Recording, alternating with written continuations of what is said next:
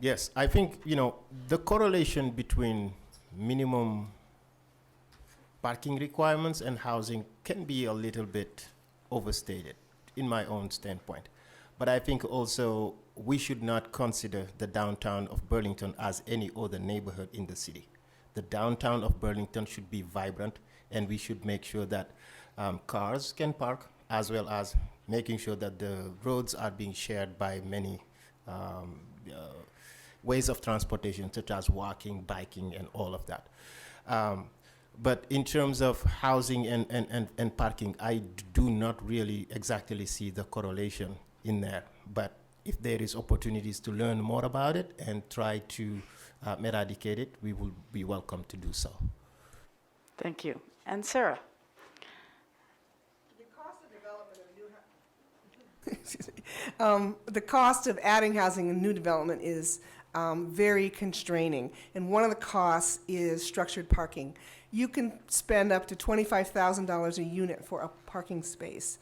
So I think accommodating new ways of stacking parking, of sharing vehicles is something we need to look at. And hand in hand has to be a more robust transportation system. If we're going to reduce availability of parking, we've got to have something as an alternative.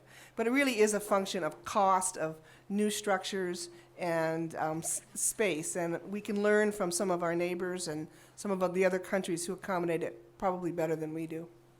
Okay, thank you. And Ericka, again, removing the minimum parking requirement and how that might promote affordable housing. I think it's fine as long as it's being done responsibly. So when we're talking about removing all of the parking on the South Winooski corridor and things like that, that is irresponsible. Downtown Burlington particularly is the economic hub of this city, and people already do not want to come because there's no parking, or not enough parking. It's not easy. It's a pain in the butt.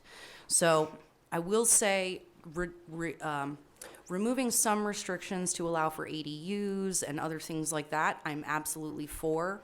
My husband and I lived in Hollywood for a couple of years because he's a filmmaker, and if tandem parking did not exist, there would be no parking in LA at all. And so we benefited from that. So and we had no problem with that. When my car was parked behind my roommate's, you just moved it and you left your keys in the bowl and it was fine.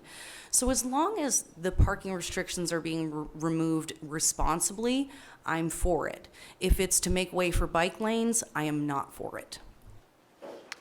And just ADUs, accessible dwelling units, I'm sure that you all know what that is, but occasionally people use that a lot, and some people aren't familiar with that term.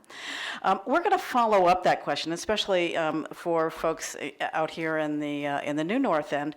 Would you support further expanding this, removing the minimum parking requirement to residential and lower density areas like up here? Sarah?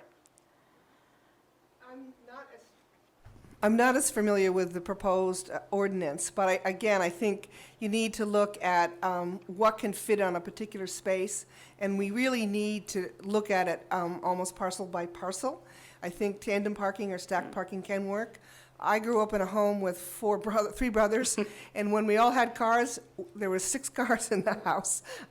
So we have smaller households, and I think you can accommodate it, and we just need to be really particular that we don't encroach on our neighbors as we're looking at the opportunities.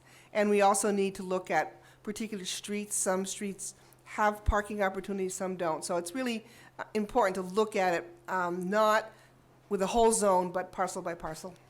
Thank you. Ericka? I absolutely agree with that. Additionally, I don't know if you guys know how hard it is to add parking to your house or to your place. Even if you want to expand your parking, your driveway like 6 inches, it is a ridiculous process with the city. So this is one of the areas where we can loosen up some of the restrictions on zoning without going crazy. The other thing to consider is the parking ban. So if we're going to remove restrictions for parking in our residential areas, where are those people going to park when there's a parking ban? Is the Miller Center going to be able to open up? Are we going to be able to make space for that? if we're also then not going to let people expand their driveways and, so all of the laws have to be in consideration of the others to make sure that we're not making things so restrictive and so onerous that nobody can manage to live here. Okay, Ally. Yes, I think it is important to make the distinction whenever we talk about affordable housing. I think even that term is problematic to me personally, because we should think about this issue differently.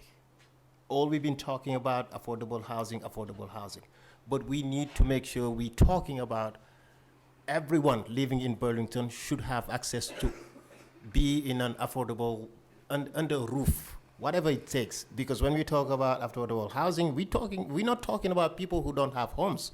We're not talking about homelessness. I think it's all related.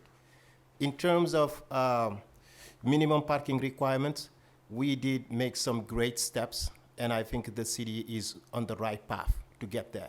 But in terms of here in the New North End, I don't think there will be a problem for the residents here, because it's kind of different when you compare it to the rest of the city. Thank you.